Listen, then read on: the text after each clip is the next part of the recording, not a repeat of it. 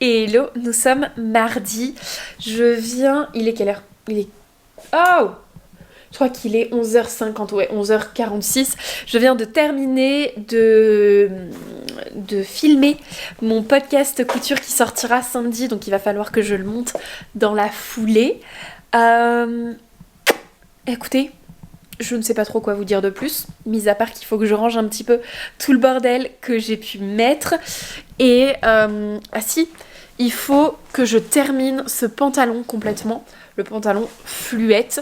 Je suis pas complètement fixée sur si je fais des jambes plus étroites ou pas, donc j'attends de voir, je vais le porter un petit peu comme ça. Je pourrais toujours reprendre par la suite, c'est pas un problème, mais en tout cas il faut que je mette le dernier bouton, que je fasse la dernière boutonnière avec la couture du dernier bouton, donc je vais faire ça et comme ça je pourrais le porter un petit peu aujourd'hui pour voir un peu comment je me sens dedans, etc. Qu'est-ce que j'ai à faire aujourd'hui? Bah déjà j'ai des photos / vidéos à faire des vêtements que je vous ai montré dans le podcast. Il faudrait que je commence le montage. Il faut que j'aille en ville acheter du scotch. J'ai une lettre à poster. J'ai le proto de la robe noire, de la petite robe en lin que j'aimerais continuer. Je ne sais pas si j'aurai le temps de tout faire, bien évidemment. Bon, dans un premier temps, il faut un pouf coffre complètement dégarni, j'ai envie de dire, avec plus rien autour.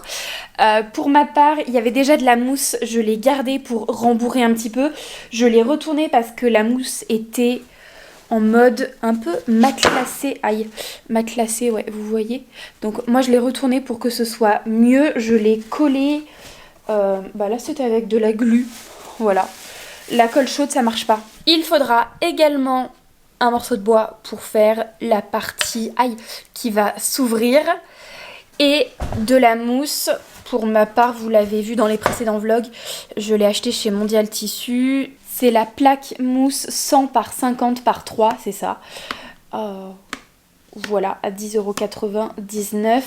J'ai bien fait d'acheter ça parce que comme ça, avec les surplus, je peux tapisser le fond et c'est mieux. Voilà. La mousse. Vous découpez un rectangle ou un carré en fait, ça dépend. Moi c'était un carré en l'occurrence. Des dimensions de votre plaque de bois. Et la plaque de bois, vous découpez en fait aux dimensions de votre pouf. Vous aurez également besoin de deux choses comme ceci qui sont des petits clapets, des petits trucs qui s'ouvrent quoi. J'ai également eu besoin de tissu, bien évidemment, pour retapisser, d'une agrafeuse murale électrique d'agrafe. Pour ma part, ce sont des agrafes qui sont assez épaisses, assez larges.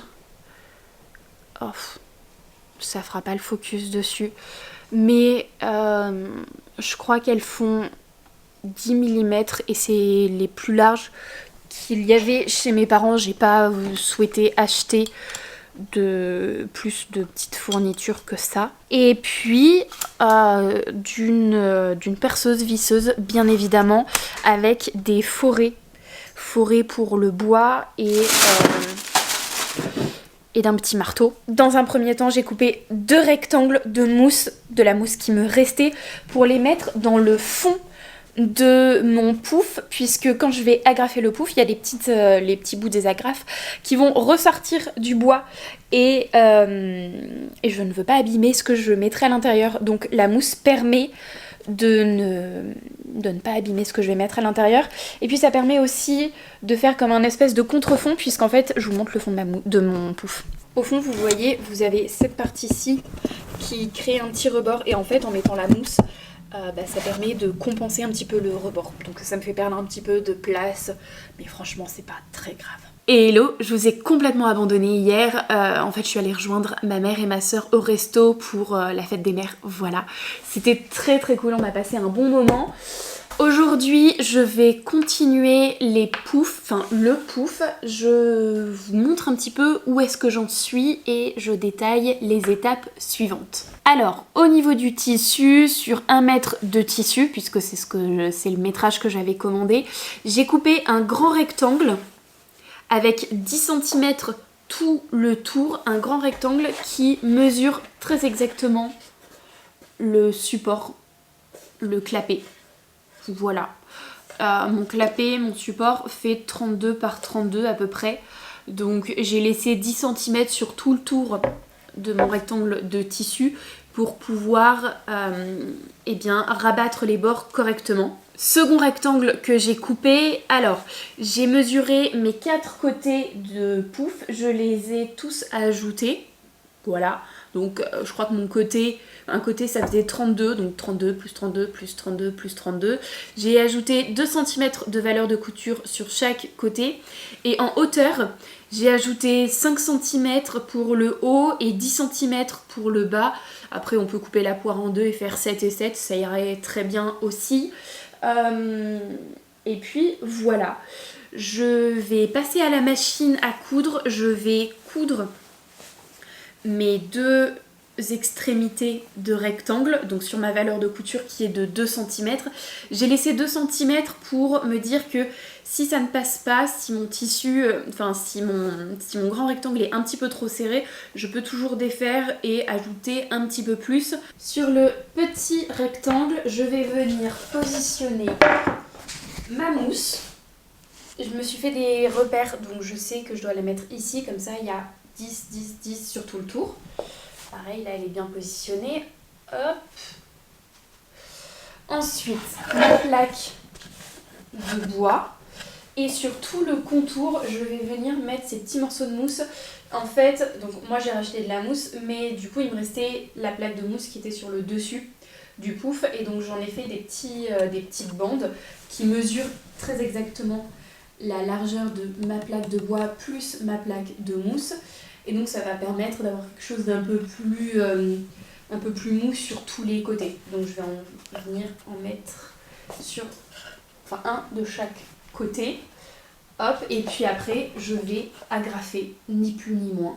Bon, je vous avoue que je me suis un petit peu loupée, donc j'ai dégrafé ce que j'avais fait.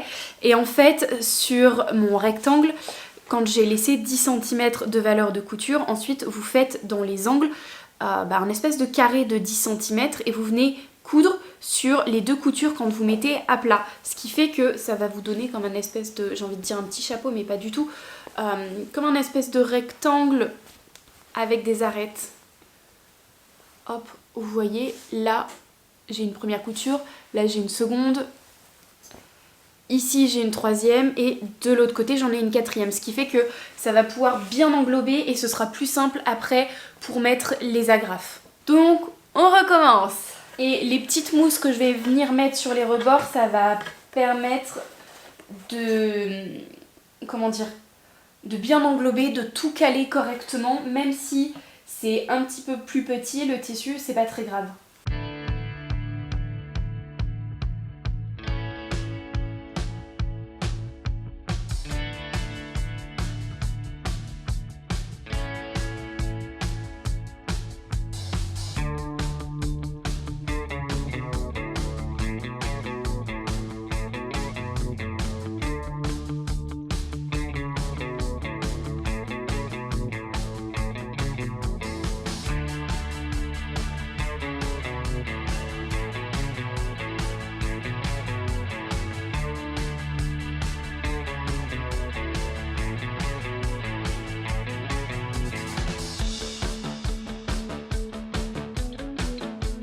Une fois que j'ai tout agrafé, vous pouvez voir, j'ai commencé à mettre mon petit clapet, là je sais pas comment ça s'appelle. Excusez-moi pour les puristes, hein, mais alors moi je n'ai aucun vocabulaire au niveau du bricolage. Bref, pour le mettre très simple, j'ai utilisé la perceuse et j'ai mis un petit embout, une petite mèche.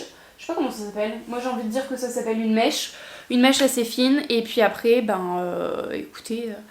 j'ai enlevé l'embout et puis j'ai mis une vis et puis voilà. Hein.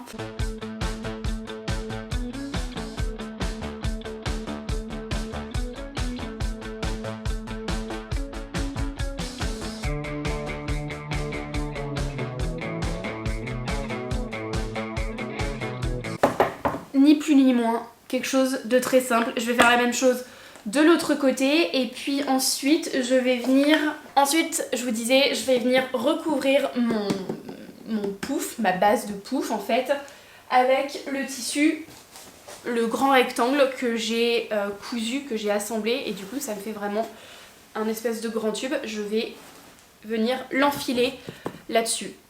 Voilà. Après je mettrai des agrafes partout et je mettrai les autres, je ferai des trous pour mettre l'autre côté de la charnière.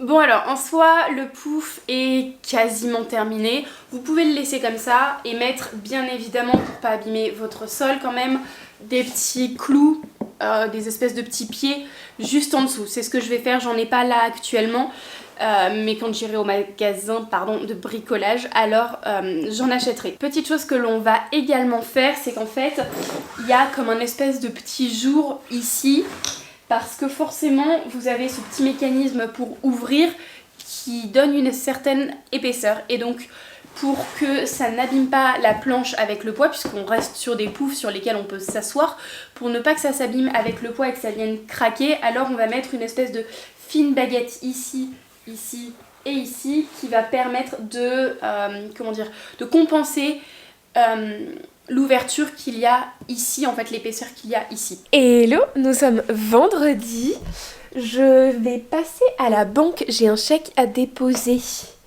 Faut que je retrouve mon chèque. J'en profiterai sur le trajet pour faire des photos du pantalon que je porte. Ouais, je peux pas vraiment vous le montrer. Mon sac est là. Donc ouais, faut que je fasse des photos du pantalon, puisqu'en fait, celle que j'avais faite juste après l'avoir cousu, et puis des clips vidéo, ce que j'avais fait juste après l'avoir cousu, c'est quand je n'avais pas encore retouché la ceinture du pantalon. Sauf qu'entre temps j'ai retouché la ceinture, que ça me va beaucoup mieux. Donc je voulais quand même que ce soit plus vrai et puis plus joli. Donc je vais faire ça sur le trajet. Et puis, ah oui, après, il faudra que je vous parle colorimétrie. Je vous en parlerai parce que je trouve que c'est un sujet qui est quand même assez intéressant. Je voulais donc aborder le sujet de la colorimétrie par rapport à soi, à sa carnation et pour les vêtements. Pas la colorimétrie en règle générale et globale, mais plus au niveau des vêtements. J'ai longtemps cherché quelle était ma colorimétrie par rapport à ma carnation de peau, à ma couleur de veine, etc. avec tous les filtres TikTok qui puissent exister. Le truc, c'est que je n'ai jamais vraiment réussi à voir de différence. Et quand je voyais la différence, je ne savais pas identifier lequel m'allait le mieux. Si vous n'êtes pas sur TikTok, vous n'êtes pas familier avec ce que je raconte, mais en fait, vous avez différents filtres Par exemple un filtre avec comme un espèce de drap or et comme un espèce de drap argent. Vous les mettez près de votre visage et il y en a un où le filtre la couleur vous rendra plus lumineux et l'autre plus terne. Il y a d'autres filtres avec vraiment cette fois-ci que des couleurs et donc première tonalité que des tonalités d'été. Vous les mettez près de votre visage. Pareil pour le printemps, pareil pour l'automne et pareil pour l'hiver.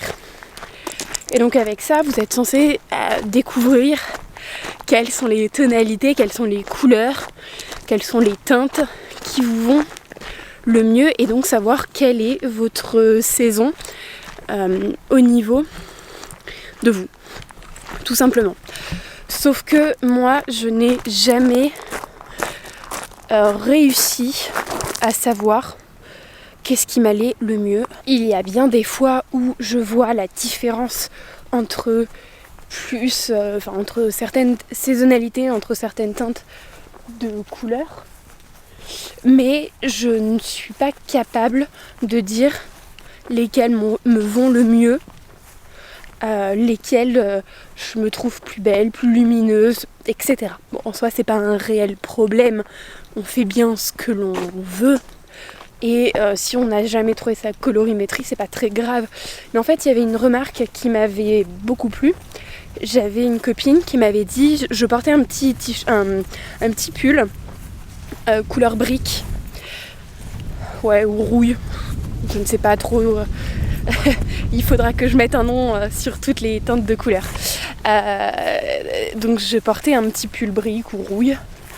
Et elle m'avait dit, waouh, il te va très bien, il te met bien en valeur et c'est une teinte qui te va bien. C'est pas en mode ce pull est super joli, non, c'est il te met en valeur. Et c'est vraiment complètement différent. On peut trouver une forme de robe, de veste très jolie et pour autant la couleur ne nous va pas. Et bien là, c'était exactement la même chose. Je suis un peu perdue. Et donc c'est ça le pouvoir des couleurs, c'est qu'il y a certaines couleurs, certaines teintes, certaines couleurs qui nous vont bien mieux que d'autres qui vont nous donner un teint plus rayonnant, plus lumineux. C'est complètement superficiel, on est bien d'accord. Mais je trouve que du coup c'est intéressant parce que avec simplement un t-shirt d'une bonne couleur, on sera mieux mise en valeur qu'avec la plus belle des blouses, la plus travaillée des blouses. Et donc je vous disais, j'ai longtemps essayé de trouver quelle était ma saisonnalité au niveau de la colorimétrie, puisque chaque saisonnalité, donc printemps, été, automne, hiver, correspond à un certain nombre de couleurs, un certain nombre de teintes, et je n'ai jamais réussi à trouver malgré les nombreux filtres qui pouvaient exister. Et l'autre jour, j'étais sur TikTok et je voyais une nana, je vous mettrai, si j'y arrive, je vous mettrai les liens TikTok de ces vidéos. Je pense que même si vous n'avez pas TikTok, vous pouvez les voir. Je sais pas, je verrai. Mais donc, elle avait envie de faire un espèce de glow-up. Je vais pas vous raconter toute son histoire. Mais elle disait que son glow-up pouvait aussi passer par la colorimétrie et donc trouver les bonnes teintes qui lui correspondent. Et donc le même problème que moi, elle n'a jamais réussi à trouver sa couleur avec tous les filtres TikTok.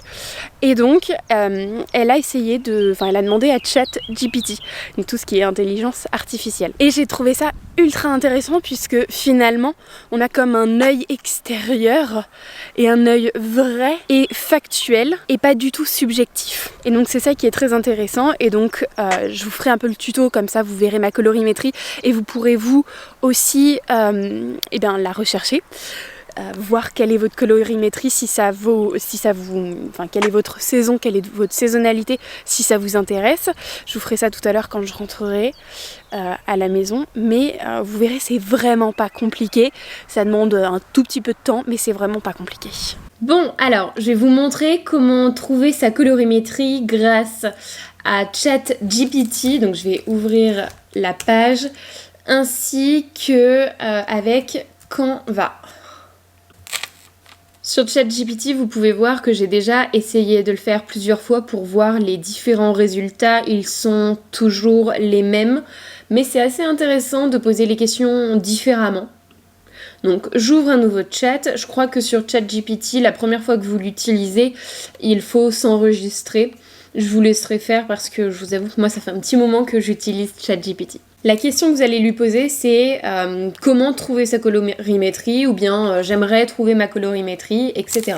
Donc il mouline un petit peu, mais la première chose qu'il vous dit c'est que pour déterminer sa colorimétrie, il faut utiliser plusieurs méthodes. Et donc qu'il faut évaluer les sous-tons de sa peau, ses yeux, ses cheveux pour déterminer quelles sont les couleurs qui nous vont le mieux. Et donc pour trouver nos sous-tons, la couleur de nos yeux ainsi que les cheveux, alors soit on peut être très factuel et lui dire bah voilà mes cheveux sont de telle couleur, mes yeux sont de telle couleur et ma peau est plutôt comme ça, ou alors si vous voulez être complètement sûr, et c'est là qu'intervient Canva, je vais vous montrer exactement ce qu'il faut faire. Sur Canva, vous allez venir insérer une photo de vous complètement neutre, complètement démaquillée à la lumière naturelle, donc face à une fenêtre, c'est encore mieux. Complètement démaquillée, voilà. Et ensuite, vous allez utiliser une forme. Donc vous allez dans éléments, vous récupérez un rectangle, un carré, un rond, on s'en fiche complètement, moi j'ai un rond. Et vous allez venir avec la pipette de couleur, donc vous choisissez la petite pastille de couleur, hop, dans le nuancier, vous récupérez la pipette et vous allez venir récupérer plusieurs couleurs sur votre peau, sur vos yeux et sur vos cheveux. En fait, ça vous donne des codes qui sont ici et que vous allez donner à ChatGPT.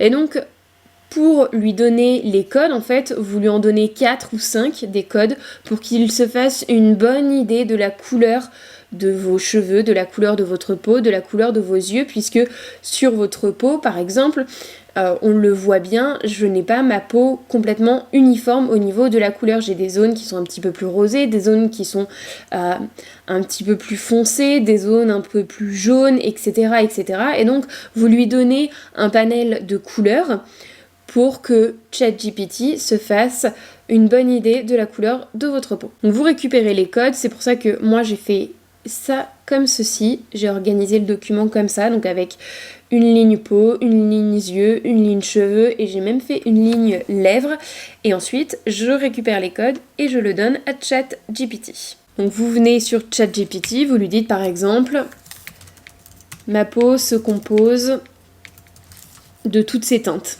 Vous récupérez les codes, moi je les ai mis dans un document. Donc l'avantage c'est que il vous donne exactement à quoi correspondent ces couleurs. Donc la première teinte que je lui ai donnée, il m'a dit que c'était plutôt pêche clair avec des sous-tons chauds. La seconde rose pâle avec des sous-tons froids ou neutres. La troisième des teintes pêche profonde, encore une fois avec des sous-tons chauds. Et la dernière, beige doré avec, encore une fois, des sous-tons chauds. Donc globalement, j'ai plutôt une peau claire, on est d'accord, mais avec des sous-tons chauds ou neutres. Et donc sur cette base-ci, il va directement me dire que je suis soit printemps, soit automne. Et donc pour le savoir, soit on fait le choix très rapide en mode si j'ai les cheveux blonds, châtain clair, yeux bleus, vert ou noisette, je suis printemps. Alors si j'ai les cheveux roux, auburn, brun doré, yeux verts, noisette ou brun, je suis automne. Ce qui a l'air de plutôt me correspondre. Directement, il me donne des palettes de couleurs, mais moi je vais pousser la chose un peu plus loin et je vais lui dire que mes yeux sont de ces teintes-ci et mes cheveux sont de ces teintes-ci. Donc je fais la même chose que pour ma couleur de peau. Par rapport aux teintes de mes yeux, directement, il me dit que je suis plutôt dans des tons automnales. Donc j'ai fait la même chose avec mes cheveux et il dit que je suis plutôt automne ou hiver. Automne, typiquement les cheveux sont roux, auburn, brun doré, mais avec des nuances brun foncé. Tandis que l'hiver, les cheveux sont bruns très foncés, presque noirs. Voilà, avec des teintes très neutres ou froides. Au global, avec les couleurs de ma peau, de mes yeux ainsi que de mes cheveux, je corresponds plus à la saison automnale. Ensuite, vous pouvez aller sur Pinterest et chercher colorimétrie automne ou bien teinte de couleur automnale. Et donc par exemple sur Pinterest, vous pouvez voir que il y a plusieurs types d'automne. Automne doux, automne profond et il y en a un autre, je ne sais plus lequel est-ce, automne chaud. Voilà. Et donc pareil, vous pouvez demander à ChatGPT quel type d'automne vous êtes. Bon, encore une fois, c'est assez complet puisqu'il vous donne à chaque fois toute une analyse plutôt complète en répertoriant exactement la palette automne doux, la palette automne chaud et la palette automne profond. Et à la fin, en analysant mes caractéristiques, il dit que je corresponds plutôt à l'automne profond. Il me donne quelques couleurs qui normalement devraient me correspondre. Et après, vous pouvez lui demander quelles sont les célébrités qui sont plutôt automne profond, quelles sont les teintes qui correspondraient à l'automne profond. Bref, vous pouvez continuer à discuter, on va dire, avec ChatGPT pour affiner la saison et pour vraiment vous créer votre palette de couleurs qui vous mettront en valeur. Hello! J'ai reçu une grosse commande samedi de tissus que j'avais commandé sur Dressenstoffen. Je vous ai tourné le haul dans la foulée parce que j'avais trop hâte de voir tous les tissus et puis parce que ça prenait de la place, donc j'avais pas envie que ça traîne trop. J'avais vraiment un sac énormissime. Les tissus sont quasiment tous lavés j'essaye de me souvenir, mais il doit me rester 2 tissus à laver.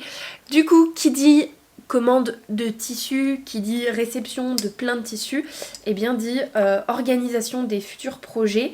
J'ai pas mal avancé sur, je sais pas si je vous l'avais montré, je vous le montrerai juste après, mais en fait j'ai un tableau avec des petites cases, des petits dessins des projets que j'ai envie de faire, avec le nom des patrons, et puis je mets un petit échantillon de tissu, donc il est quasiment rempli. Et puis il faut également que je m'organise sur... Il y a d'autres projets qui vont s'ajouter, puisque j'avais d'autres tissus, notamment celui-ci par exemple, qui n'est pas du tout sur mon tableau. Donc je vais prendre un petit échantillon et j'ai plus ou moins une idée de ce que j'ai envie de faire. Et donc pour ça, il faut que je regarde quel patron j'ai envie d'utiliser, etc. etc. Bref, c'est parti pour regarder, imprimer quelques patrons si je peux, ou regarder ce qui peut me manquer pendant une petite demi-heure là, le temps de... juste avant d'aller manger. Je vous montre mon petit tableau, voilà à quoi il ressemble. Là maintenant, puisque j'ai reçu ma commande de tissu et que celui-ci est lavé, je vais en profiter pour continuer l'ensemble chemise et jupe que j'ai commencé. Je vous le montre, il est juste derrière. Vous savez, cet ensemble que je vous avais montré dans un précédent vlog avec la chemise Charlie de Make My Lemonade ainsi qu'une jupe portefeuille. Et donc pour calmer un petit peu le tissu et puis parce que j'avais envie, je trouvais ça très sympa, je vais rajouter du coup des parties blanches. Alors déjà la jupe sera doublée et la chemise, la patte de boutonnage sera en blanc. Je crois que le col aussi, faut que je revérifie ce que j'ai fait. Le bas des manches également sera en blanc. Enfin bon voilà, il y a pas mal de petites choses qui vont être en blanc. Je trouvais ça assez sympa.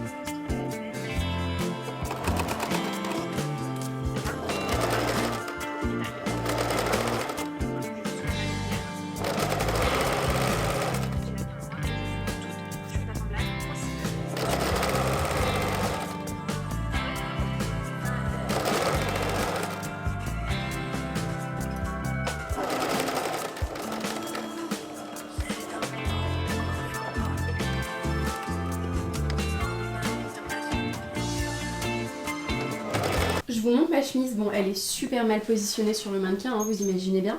Mais la parmenture, non pardon, la patte de boutonnage est posée sur les deux côtés. J'ai rien de plus à assembler. En fait, si, j'aurai les manches, mais il faut que je fasse les poignets. Donc, avant de faire les poignets, il faut que je coupe dans du tissu blanc. Je le ferai plus tard. Bon, rien à voir, il fait trop beau aujourd'hui. Et regardez, ça c'est le dernier tissu qui me reste à faire sécher, qui a été rincé. Il est terriblement beau. J'adore, je suis fan. Hello, on se retrouve pour un nouveau jour. Il fait super beau aujourd'hui. Oh, mais quel plaisir, vous n'imaginez même pas. Bref, je suis en train de coudre le col de ma chemise et j'ai envie de faire une surpiqûre le long du rabat de col en fait. Et vu qu'on est sur du satin, quelque chose de très fuyant, c'est pas tant faire la surpiqûre qui est gênant, c'est juste de passer dans les angles et que ma machine à coudre entraîne le tissu. J'ai essayé, ça n'a pas marché, je me suis pas acharnée dessus parce que j'ai pas envie d'abîmer mon col, mais du coup ce que j'ai pensé à faire, et c'est une technique qui marche de ouf du coup, c'est de prendre du papier de soie pour le mettre en dessous de mon tissu et tout passer à la machine à coudre. Je vous montrerai juste après, mais du coup voilà, j'ai épinglé en fait mon col par-dessus mon papier de soie et du coup j'entraîne en fait le col et le papier de soie et je les couds ensemble. Je vous montre ce que ça donne. Hop, vous voyez, ça donne ça. Et donc, alors attendez, pas évident de coudre à une main, je vais déjà enlever mon épingle.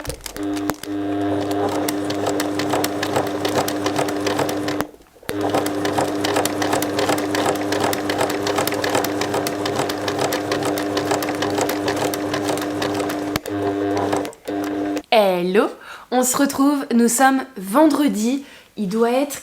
Ah, il est 9h20. Je pensais qu'il était 9h30. Bon, mais bref, c'est quasiment pareil, à 10 minutes près. Écoutez, aujourd'hui, j'ai pas mal de petites choses. Déjà, c'est la dernière journée de ce vlog. Et ouais, j'ai pas mal de petites choses à faire puisque j'aimerais bien avancer sur mes projets couture. Donc, première chose que je vais avoir à faire, il n'y a pas d'ordre, mais c'est ce que j'ai noté dans mon agenda. Première chose, j'aimerais prendre en photo cette petite blouse. Ensuite, j'aimerais finir ma chemise que vous voyez sur le mannequin juste ici. Vous pouvez la voir, le col est posé, la patte de boutonnage également. Il va me rester juste les manches ainsi que la finition du bas de la chemise. Hier j'ai fini la jupe qui va avec la chemise, je suis trop contente, elle est très mignonne.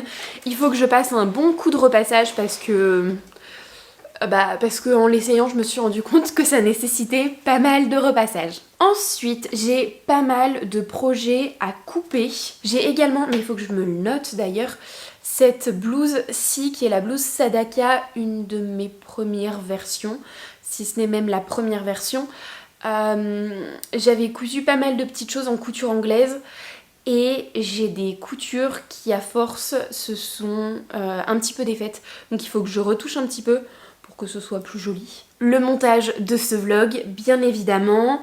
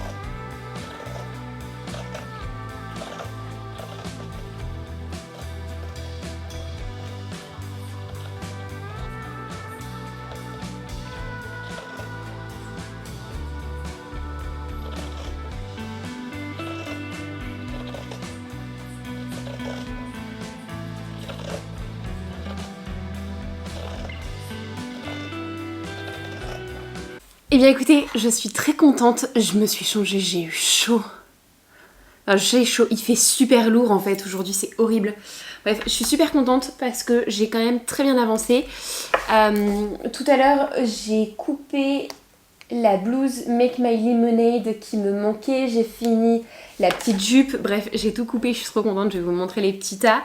Par contre, je sais pas comment je me suis débrouillée quand j'ai acheté le tissu, mais j'en ai commandé beaucoup trop. Bon, c'est pas très grave, j'aurai de quoi faire, je sais pas, une petite robe ou un petit top à voir. Donc ouais, il me reste plus qu'à finir la chemise multicolore que je vous ai montrée ce matin en début de vidéo.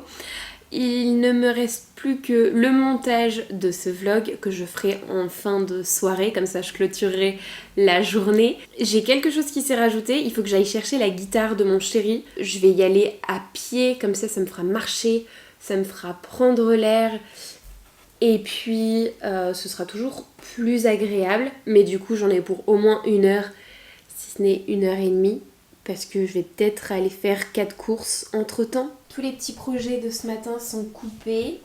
La jupe, la petite robe, j'ai hâte de la faire pour voir ce que ça va donner. Le petit top Vadim de chez Make My Lemonade. La chemise Pierrot de Make My Lemonade. La jupe et j'ai sorti des galons de dentelle pour... que je mettrai sur le bas de la jupe et puis peut-être que j'incrusterai entre la partie haute et la partie basse, je sais pas trop, pour ajouter un petit peu de détail et un peu de fantaisie.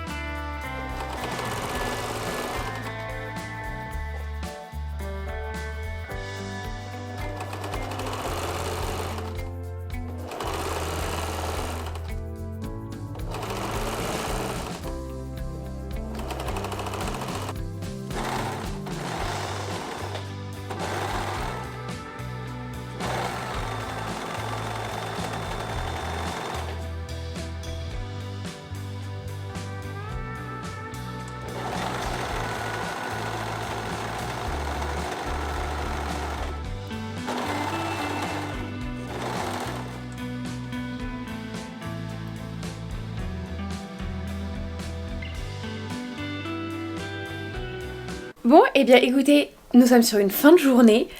J'ai quasiment terminé tout ce que je devais faire. Je vais tranquillement monter ce vlog dans la soirée pour qu'il soit posté demain. Il me resterait juste à couper l'upcycling, mais je le ferai demain tranquillement puisqu'en plus de ça, chérie sera pas là.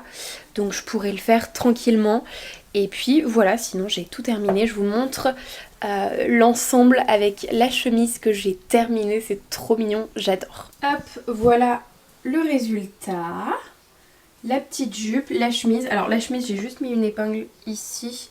J'ai pas encore mis les boutons, je les ai trouvés. Il faut juste que je prenne le temps de les mettre. Mais voilà, c'était pour vous montrer le résultat quasiment final, on va dire. Je suis assez contente. Les manches sont longues. Je sais pas si je les laisse comme ça ou pas, les manches. C'est-à-dire que soit je les laisse comme ça, soit je fais des vraies manches avec un vrai poignet de chemise et du coup ce serait plus resserré. Mais comme ça j'aime bien aussi, j'aime bien l'effet un peu kimono on va dire. Je trouve que ça change un petit peu. Et puis je peux très bien me dire que voilà, je remonte vraiment les manches et puis où je les retrousse et puis ça reste comme ça et c'est sympa aussi. Au niveau des boutonnières, j'ai mis du papier de soie en dessous pour pas que ça griffe trop et que ce soit trop... enfin que le tissu il soit moche après. Et après le papier de soie je l'ai enlevé et ça s'est enlevé super facilement. Donc franchement top du top le papier de soie. Et puis voilà. J'ai encore plein de petits fils à enlever. Et les boutons à mettre. Sur ce, écoutez, je termine ce vlog. J'espère qu'il vous aura plu. Je vous fais de très très gros bisous et on se retrouve samedi prochain dans une nouvelle vidéo. Bye!